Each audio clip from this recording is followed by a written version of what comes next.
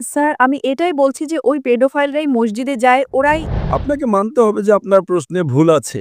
এবং তারা আবার সেই বাচ্চাদেরকে তারা যখন বড় হয় 10 বার ভাববেন। আমার প্রশ্নের ধরনটি ভুল। আপনি ভুল। আপনি ক্ষমাও চাচ্ছেন না। আসসালামু আলাইকুম স্যার। স্যার আমার নাম পালওয়ার শাহ এবং আমি লাকটি মারওয়াত থেকে এসেছি। এবং স্যার প্রথমত আলহামদুলিল্লাহ এবং আপনাকে অনেক ধন্যবাদ যে আপনি প্রশ্ন করার সুযোগ দিয়েছেন। স্যার আমি যেই জায়গা থেকে এসেছি স্যার সেখানে আমার উর্দু ক্ষমা করবেন, আমি পশতুভাষী।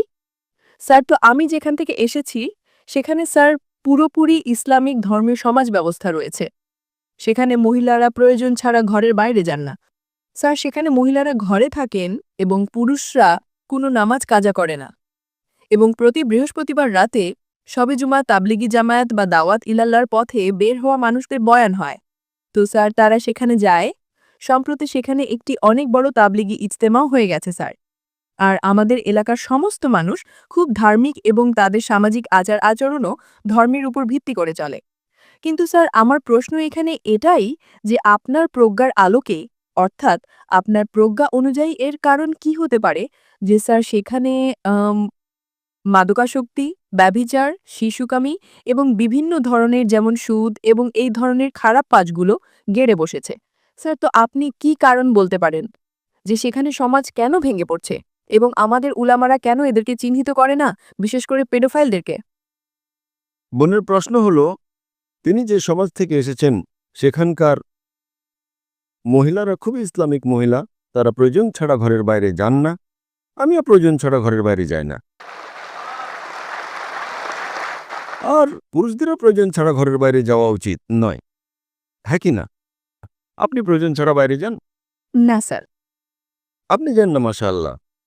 আপনার প্রশ্ন হলো, আপনার সমাজে মাশাআল্লাহ খুব ইসলামিক পরিবেশ, ইজতেমা হয়, কিন্তু সেখানে পেডোফাইল, যদি আমি ঠিক শুনে থাকি, খুব সাধারণ বিষয়।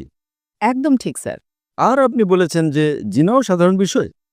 জি না স্যার, এখন হচ্ছে বেড়েই চলেছে এবং বিশেষ করে পেডোফাইলরা যারা বাচ্চাদেরকে প্রভাবিত করে ফেলে এবং তারা আবার সেই বাচ্চাদেরকে তারা যখন বড় হয় তখন এই চক্রটি আবার চলতে থাকে। স্যার এটি অনেক বড় একটি গুনাহ যা সেখানে হয়। মন, আপনার প্রশ্নের মধ্যে একটা দ্বন্দ্ব বা বৈপরীত্য রয়েছে।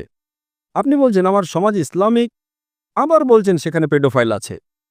স্যার আমি এটাই বলছি যে ওই পেডোফাইলরাই মসজিদে যায় ওরাই। বোন বোন বোন, আপনি প্রশ্ন করেছেন, এবার একটু চুপ থাকবেন।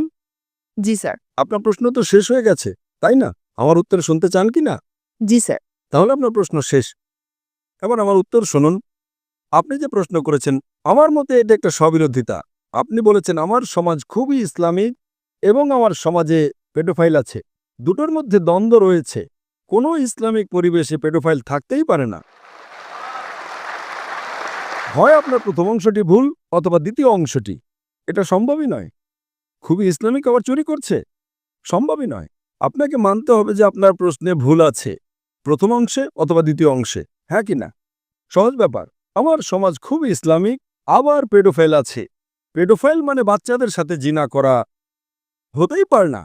কোন ইসলামিক কিতাবে এই কথা লেখা আছে? কোরআন মাজিদে লেখা আছে? কোন অধ্যায়ে কোন আয়াতে লেখা আছে যে পেডোফাইল হতে হবে?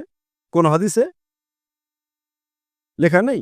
আপনার এই কথাটি হয় প্রথম অংশটি ভুল অথবা দ্বিতীয় অংশটি ভুল।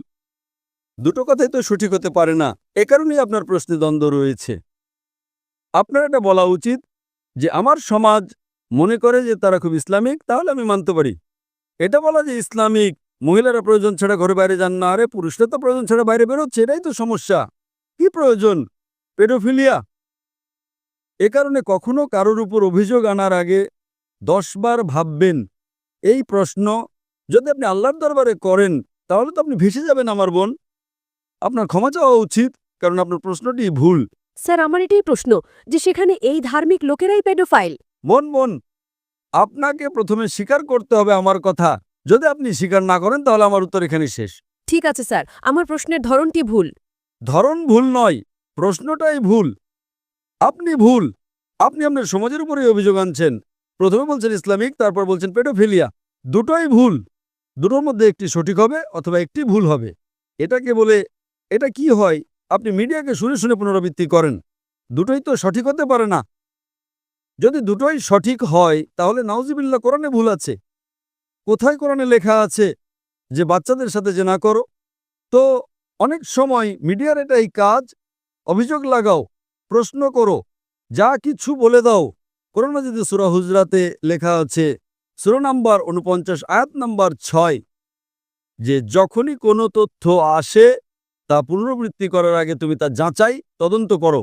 আপনি পুরো মজলিসে কথা বলছেন, হাজার হাজার মানুষের সমাবেশ, ২০,০০০ ২৫,০০০, আপনি বলছেন আমার সমাজ ইসলামিক, আবার বলছেন পেডোফিলিয়া, আর আপনি ইসলামের উপর অপবাদ দিচ্ছেন আমার বোন, এবং আপনি ক্ষমাও চাচ্ছেন না। এটাই হয়, ভুল বলার পরও ক্ষমা চাইতে প্রস্তুত নয়। আমরা কি পরবর্তী প্রশ্ন নিতে পারি?